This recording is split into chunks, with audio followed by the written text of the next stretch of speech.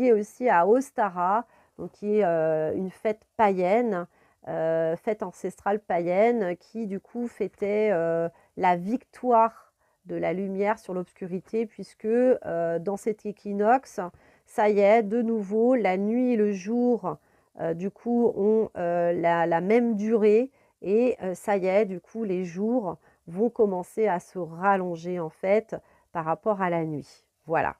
Donc la victoire de la lumière sur l'obscurité et donc aussi la renaissance.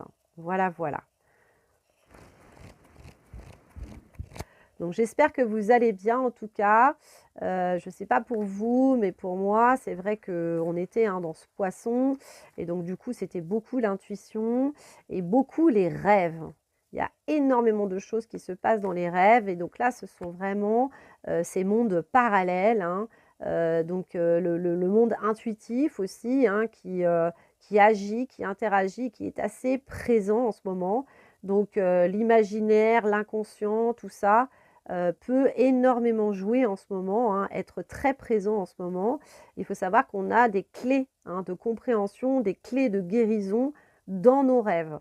Donc si vous vous souvenez en tout cas de vos rêves, ça peut être très significatif de ce que l'on me dit. Allez, on y va du coup. Qu'est-ce que l'oracle bleu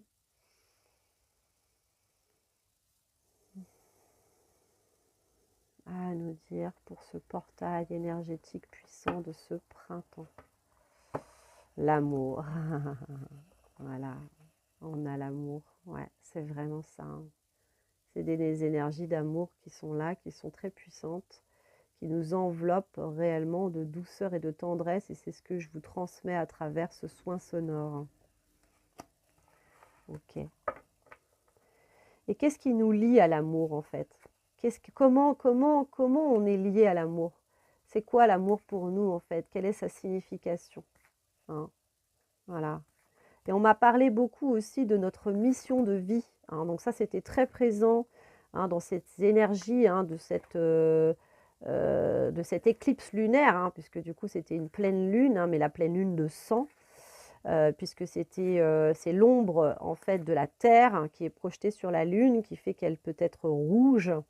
Et depuis ça, c'est vrai que ça nous questionne, ça peut énormément nous questionner sur le sens de notre vie, sur le sens de notre mission sur Terre aussi. Qu'est-ce que l'on peut réellement apporter en fait en ce monde, dans ce monde? Donc il y a vraiment de ça. Allez, on va tirer du coup 2 autres cartes.